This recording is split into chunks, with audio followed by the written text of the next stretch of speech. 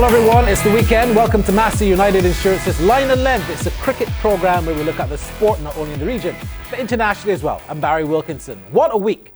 We spoke last week extensively about the new measures that CARICOM want to implement, and then the West Indies finishing their tour of Sri Lanka with a victory. On today's program, we're going to go live to Colombo, Sri Lanka and talk to Fazeer Mohammed, a journalist who has been there covering that series, and we're going to look back at how the West Indies made it possible to win that T20 and draw the series before they head back to the Caribbean. Also, Phil Simmons is back. We told you that in a soft manner about 2 or 3 weeks ago. It was confirmed. We're going to get Fazeer's thoughts on that as well. The upcoming assignments in Australia, the West Indies maintain the same squad that was beaten against Sri Lanka. We still look at the CARICOM's latest developments, and we head all the way to Los Angeles to discuss what's happening with the All-Star Series in the USA, as there's a big effort on to promote cricket in the US. You're watching Massey United Insurance's Line and Length. We got a bumper edition. Don't you move.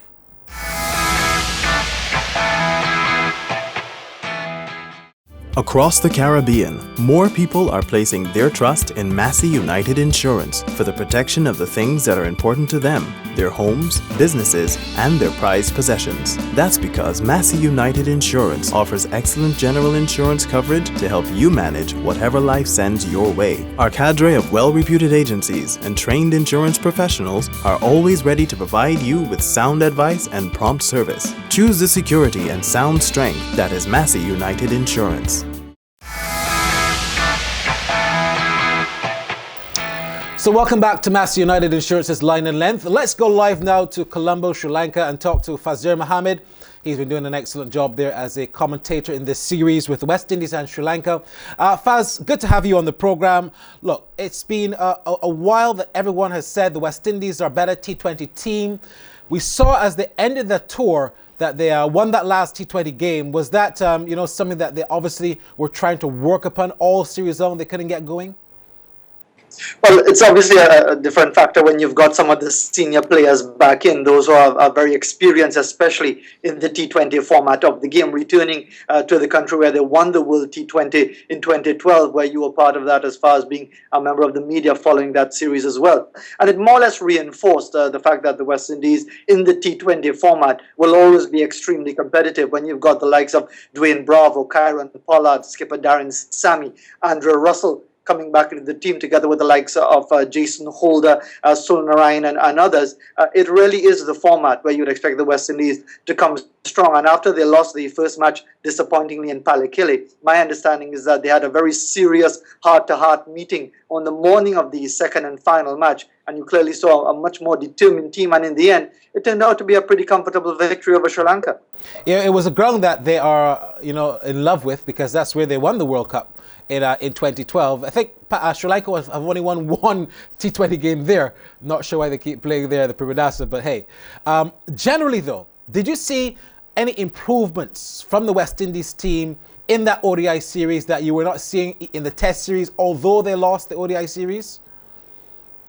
I think you would see hopeful signs as far as some effort as far as building innings and maybe just putting things together. But to be quite honest, Barry, I think you have a situation where the West Indies remain in a state of almost perpetual flux, where players are not particularly settled in the side. You're not too sure what's going to be happening next as far as the composition of the squad, and that unsettled situation. And let's not get away from it. You also had a situation where Eldin Baptiste, a selector, came in as an interim coach just before the tour started. That also would have been a bit of a disruptive element, as hard as he might have tried or how effective he would have been as an interim coach in the situation. The West Indies clearly were struggling. They could have won that first ODI. Sri Lanka tried their best to lose it at the end. But overall, you'd have to say that it's difficult to properly assess whether or not the West Indies made any sort of real progress during those 1 days. Andrew Seeley is with me, and Andrew, we were discussing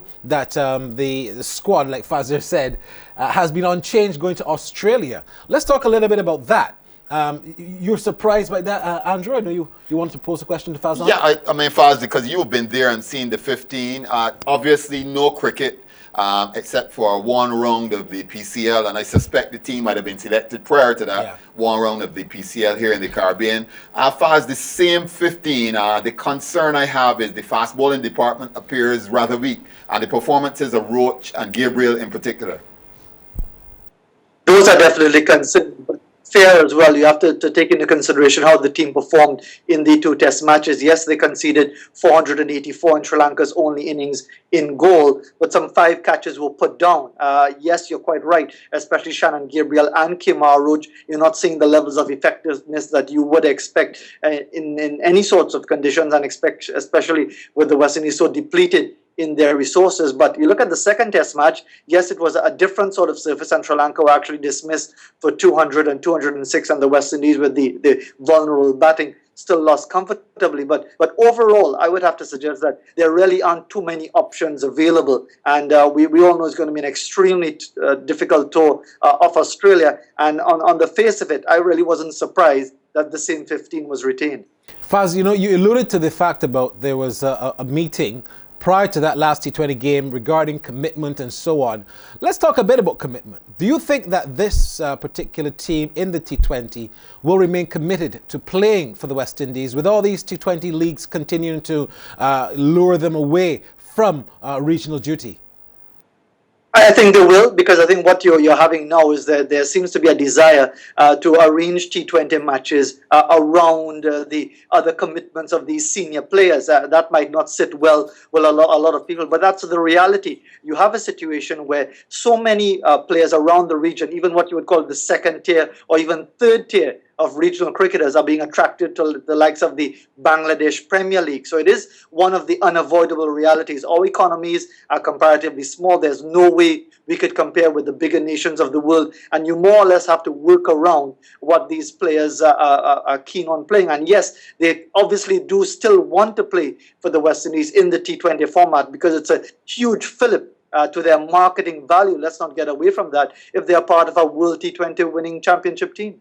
Faz, we head to Australia, as we mentioned earlier, with the same squad, and ironically enough, the Australian Big Bash will be played at exactly the same time that we'll be there, and some of our potential players, as you mentioned, will actually be playing in the Big Bash as opposed to be playing for the West Indies. Isn't that ironic?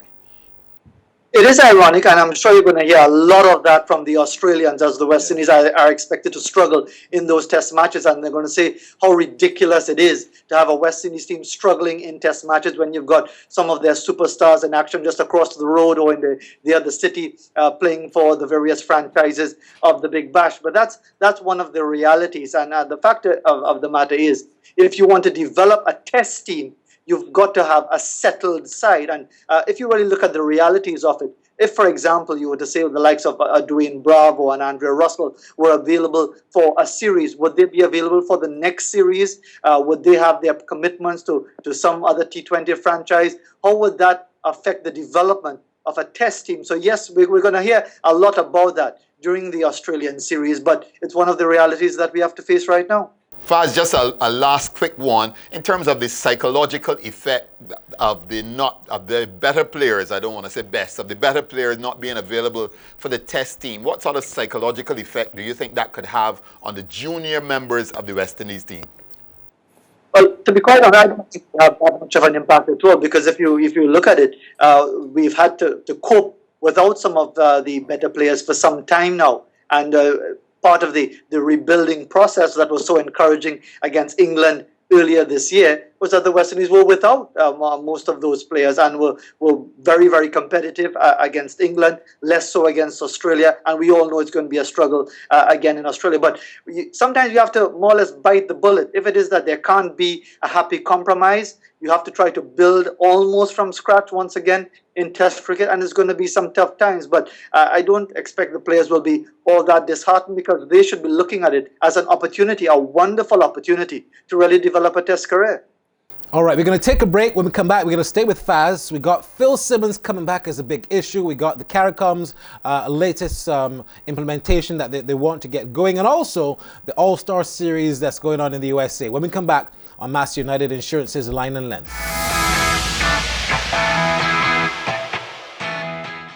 Across the Caribbean, more people are placing their trust in Massey United Insurance for the protection of the things that are important to them, their homes, businesses, and their prized possessions. That's because Massey United Insurance offers excellent general insurance coverage to help you manage whatever life sends your way. Our cadre of well-reputed agencies and trained insurance professionals are always ready to provide you with sound advice and prompt service. Choose the security and sound strength that is Massey United Insurance. Welcome back. Fazeer Mohammed is still there with us in Colombo, Sri Lanka. Fazeer, the news would have broke earlier this week that Phil Simmons was indeed back reinstated, as was softly reported about 2 weeks ago. Are you surprised that he has been reinstated, and do you think he will make a massive difference, or has he been doing that since he's come back or come to the West Indies some 6 months ago? I think he's clearly made a difference, as evidenced by that 1-1 series draw with England and the victory in Barbados. And even though they were well beaten in the 2 tests in the Caribbean against Australia, there was clearly some greater desire and a greater level of effort that you were seeing under his stewardship. I'm not surprised that he's come back. We were hearing this, as you said correctly, Barry, almost 2 weeks ago, and I suppose it's all the behind-the-scenes negotiations and the fact that he had to give an apology and it's almost, when you listen to that apology, it's almost as if he had to do 57 takes of that apology before he got it right. It sounded very, very artificial, the way he read that apology. But again, when you have lawyers involved in all of these things, this is what you do. I suppose he probably said, well, if that's what you want, I'll do it, and let's get on with business. Yeah. Now, Phil Simmons has been doing a tremendous job, or did a tremendous job for Ireland. He took some time to get Ireland going, though, because, I mean, they started from scratch, and then they've built a team that was good enough to beat the West Indies this year at the Cricket World Cup. What will Phil's strategy be coming back? Do you think he's going to have to start from fresh, or is he going to just continue building on what was being done? How would he handle now that big break of 6-7 weeks that he's had to endure? I don't think he'll have to start from scratch, because essentially these are the players that he's been working with prior to being removed ahead of the tour of Sri Lanka. So it's not going to be that much of a disruptive element. What is going to be the challenge is coping with Australia, who have surrendered the Ashes, who have been embarrassed in England, lasting just 18.3 overs in the first innings of the Nottingham Test, and all of the issues with that. They've just won the first Test against New Zealand in Brisbane by over 200 runs. So they'll be firing on all cylinders. They'll not just be looking to beat the West Indies, they'll be looking to humiliate the West Indies and reinforce the fact that they feel that they're on their way back to some measure of resurgence. So with Simmons, without Simmons, with Eldin Baptiste or without Eldin Baptiste, it is going to be tough. But I think he is going to make a difference as far as the players and their work ethic and their levels of commitment. But no getting away from it, Barry. The Australians will be massive favourites for that series. Faz, if we move away from actual activity on the field to off the field, and there has been much of that recently with the CARICOM special subcommittee suggesting the dissolution of the West Indies Cricket Board. You have been, in fact, all the way in Sri Lanka. I don't know what discussions have entered into in Sri Lanka relative to that. So give us your perspective on what you've heard from the CARICOM subcommittee and the way forward, in fact, for West Indies cricket. Well, I can tell you, Andrew, that on the drive from Colombo to Kandy, which is about 3.5 hours, myself, Jeffrey Dujon, Ian Bishop, and Craig Cozier are arguing about the same issue as to how do you have the politicians involved, whether it's with an interim committee of hired professionals who will have no particular direct stake as to what they can do. And at the end of it all, we more or less came to the realization that it is going to be a massive challenge. But at the end of the day, many people are absolutely fearful of politicians getting involved directly in the control of West Indies cricket. But the other side of the coin is that can we continue as we have been over the last few years, lurching from one disaster to another on the field and off the field, and the continuing issue of the abandonment of the Indian tour and all of the fallout from that. So at the end of the day, I suppose the best case scenario, if there can be one, is where the politicians intervene for the sake of adjusting the structure which was recommended so long ago by various committees, and then keeping a hands-off policy while the professionals try to establish a more coherent framework in West Indies cricket.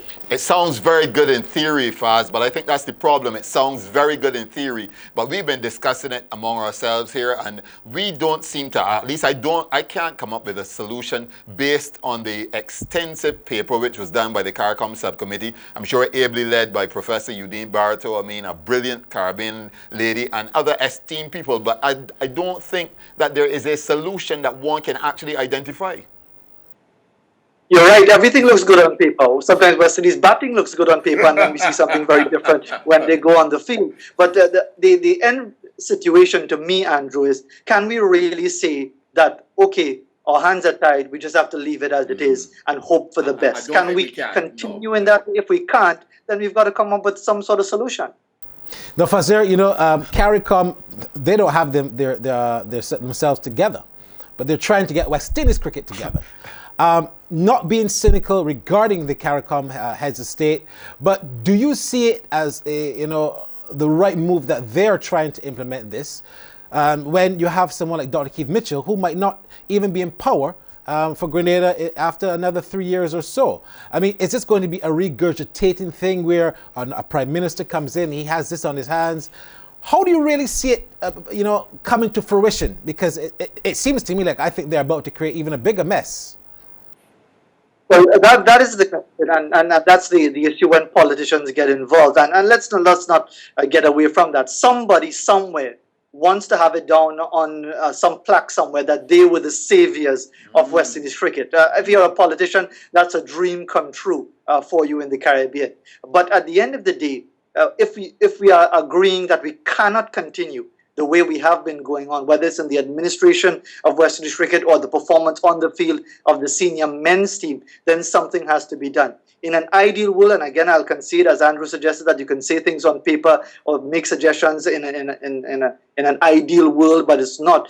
The politicians have to recognize that people will be very suspicious of their motives. And if it is that there is going to be a restructuring, there has to be an interim committee, if it is to be one, of professionals who are not politicians, professionals who can put the structures in place that will allow for the accountability and transparency that will therefore not necessitate any sort of direct involvement anymore, because you don't want this to become a habit. You don't want it to be like in Sri Lanka and Pakistan, where the sports minister and the politicians intervene every 5 minutes. You want this to be a situation where a proper structure with accountability and transparency is set up.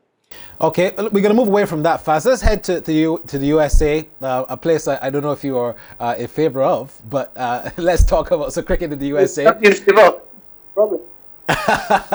Now, the All-Star series has been going on, about to climax. By all means, and by just watching it on television, seems to be a tremendous success. But one of the Chappell brothers didn't think that it was the right blend to have older players or retired players promote the game of cricket. How do you see that series, and did you agree with Greg Chappell? Well, I think at the end of the day, we have to try to understand what is the intention. Is it really to spread the gospel of the game, or is it just a money-making exercise? I think the spreading the gospel of the game is just PR, because let's face it, 3 hours entertainment, that's called baseball in the United States. It's not called cricket. But also in the United States, you have a huge Indian diaspora. And as you would have seen from the audiences so far for the 2 test matches, it's almost 95% Indians, ethnic Indians, or those who were born there or were born in India, who make their homes now in the United States. It's sort of like when you had the New York Cosmos in football, in soccer, in the late 1970s, when the likes of Pelé, Beckenbauer, Johan Cruyff, and so on attracted massive attendances, and that brought a bit of an interest to the game of football, and we see where US football is now. I think at the end of the day, this is a money-making venture. It's not so much about spreading the gospel of the game, because they are preaching to the converted with huge hordes of Indian fans and a few Caribbean fans as well. And at the end of the day, I think you might see these 3-match series on an annual basis. Maybe next year it might be Philadelphia, Miami, and Detroit, for all you know, because anywhere you go in the United States, there'll be a huge Indian diaspora. Well, the Indian diaspora is there, Faz. What is interesting, though, is that the batting appears to be much better than the bowling. And the batting seems to be dominating the bowlers, because I guess that bowlers may get tired or get older faster than batsmen, and certainly some of the younger batsmen have dominated. But I think in the T20 format, what people want to see in any case is as many runs as possible. Absolutely, and I think if you're looking for real competitiveness, you're looking in the wrong direction. One, they're playing in baseball stadia. Very small, very small, very small. Very, very short. You can get an outside edge for 6 at some of those venues. So that's one of the realities. Also, you've got a situation where some of the batsmen, the likes of Kumar Sangakkara, 3 months ago, Kumar Sangakkara was playing a test match. So he isn't all that far away from playing at the highest level of the game. So it's quite correct that you're going to see a lot of runs being scored. The likes of Curtly Ambrose and Courtney Walsh, they haven't played international cricket for 15 years. So it's going to be tough on the bowlers, but you're going to see lots of runs. One last question, Faz. Some years ago, the cricket legends of Barbados, persons like the Reverend West Hall, some other elderly statements, Joe Garner, they had the tremendous idea to have a Clobie Cup, which was a Masters tournament, had some Masters from England and Australia play in a cricket competition similar to what you're seeing. I don't want to say that they've hijacked the idea, but do you see room for a Masters T20 tournament outside, worldwide? Yeah, worldwide, outside of what is happening now with all the other leagues?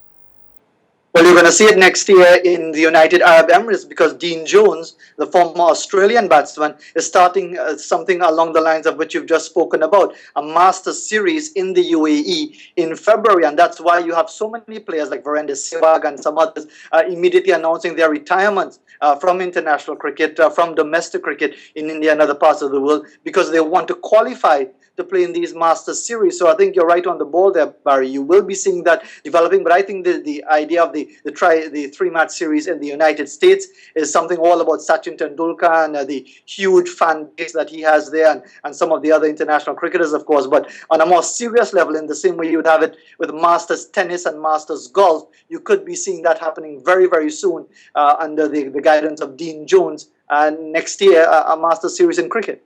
All right, look, Faz, thank you so much. I know you're about to catch a big flight back to the West Indies. Safe flight, great job, and we look forward to seeing you again right here on our program. Thanks very much. Always good to be on the show, fellas. Thank you so much, Fazeer Mohammed. When we come back on Mass United Insurance's Line and Length, young Joe Manning is going to be with some other cricketers, and he's going to have a special segment. Stay with us.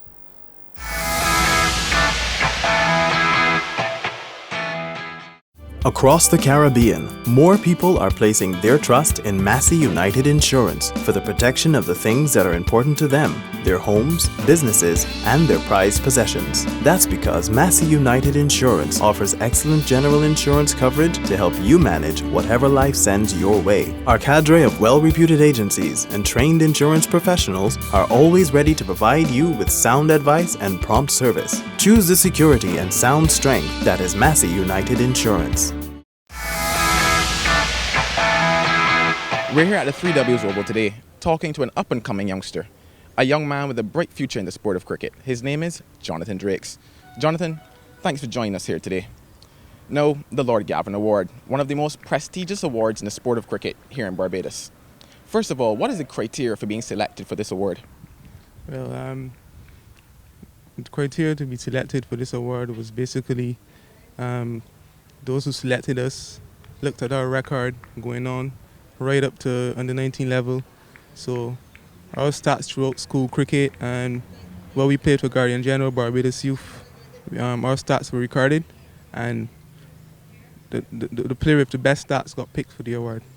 Okay, then based on that, it must have been an honor then to be selected for this award. Yes, definitely. It's a record that any young cricketer coming through would like to receive. When you check, most of the players that got the award went on to play for the West Indies, so it's quite an honor to receive the award. There are actually quite a few youngsters who would have come from your school, the Commonwealth School, who would have received that same award. Does this place any added pressure on you to perform, knowing that the likes of Craig Brathwaite, Shane Dowrich, these guys would have received the award and gone on to West Indies cricket? I wouldn't say so. I would say it was an honor to be selected among those big names that have gone on. Just a matter now of playing with them and going on to reach the heights that they're at right now. CCC's exclusion from the 4-day tournament, it recently started here in Barbados and across the region. We're here with Floyd Reefer. Floyd, what are your thoughts on the exclusion of CCC from the 4-day tournament? Well, obviously, it's very disappointing. You know, we have loads of talent. You know, from the time we came into the 4-day competition, that was in 2000 and I think it was 2007 or 8. You know, we've had a wealth of talent. And we have many guys that came through our program move on to play for West Indies A team and West Indies senior team. Also, a lot of guys move on to play for all the individual territories and have been doing very well.